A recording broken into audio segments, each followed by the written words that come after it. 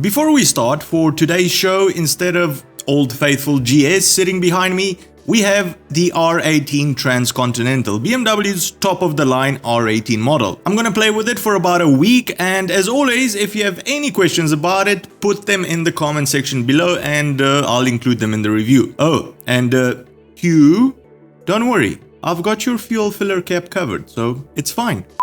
Welcome back to Long Way Home, everyone. The place where getting your motorcycle news is easier than slapping different parts on an old frame and calling it a new bike, but not by much.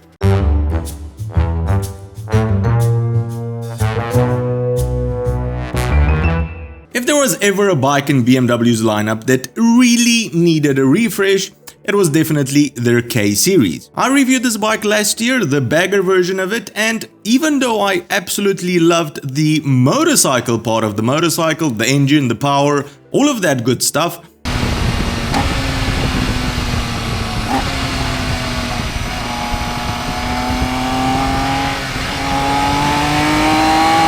the rest of it just had this old aging feeling about it, sort of like visiting your grandma. Well, all of that is behind us now because BMW just updated its entire K lineup, so if this is something that interests you, stick around.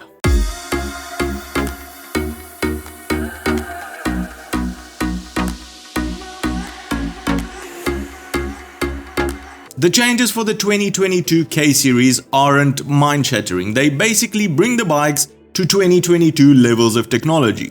So, starting off with the engine, BMW tinkered around with it a little, mainly to make it Euro 5 compliant and actually be able to sell the bikes. They added 2 knock sensors, 2 lambda sensors.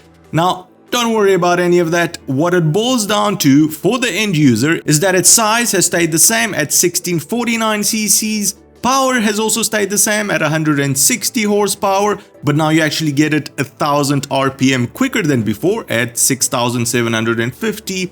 Torque has also increased a little bit to 180 newtons from 175. It's Euro 5 compliant, and BMW states that emissions have been drastically reduced and can now also run on lower quality fuels.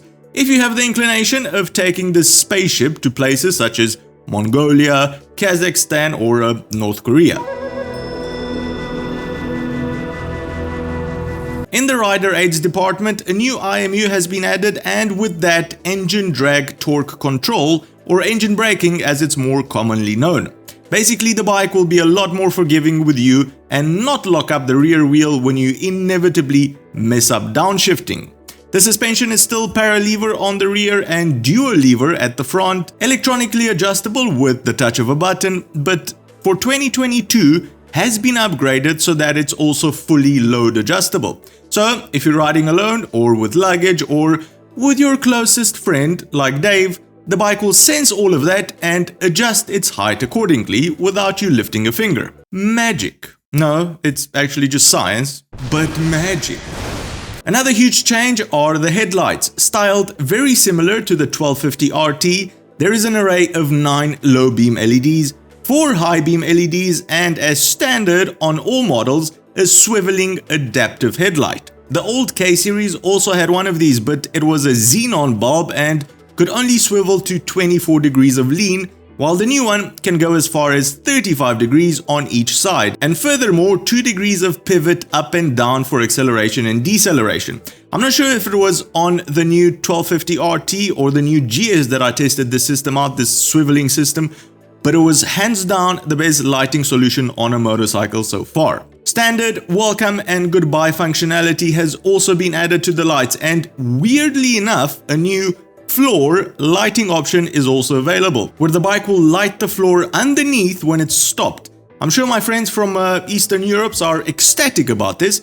It'll take us about 20 minutes to modify the color, make it stay on all of the time, and put a Nike logo in there. And finally, that beautiful 10.5-inch screen makes an appearance on the new Ks. Hands down the best TFT on any bike that I've tested so far. Large, bright, easy to control with that wonder wheel, navigation-enabled phone connectivity. It's a damn pity that it's paired with BMW's connected app, which is a complete letdown. But more on that on the R18 review, make sure you subscribe to catch all of that goodness. Now, the keen-eyed among you, and probably because it was in the thumbnail, would have noticed something missing here, something that you would have expected on BMW's flagship sports tourer.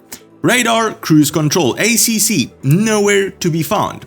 If you've never experienced it on a motorcycle before, don't knock it until you try it. I love it, I use it all the time on test bikes that have it and consider it an useful safety feature. But where is it on the K? Well, I have two theories on this. BMW could not find a place to install it on the front of the bike because of the huge gaping air intake hole, or number two, they forgot about it, because I cannot come up with a single reason for ACC to not be included on the K series. Design-wise, it looks very similar to the older version. The huge radio antenna has disappeared and the sound system has also gotten an upgrade. Price-wise, for the base versions, depending on which model you go for, you're looking at $22,500 for the bagger, all the way up to almost $28,000 for the Grand America, which also comes with a special midnight color scheme that is actually water transferred onto there and creates this galaxy sort of effect.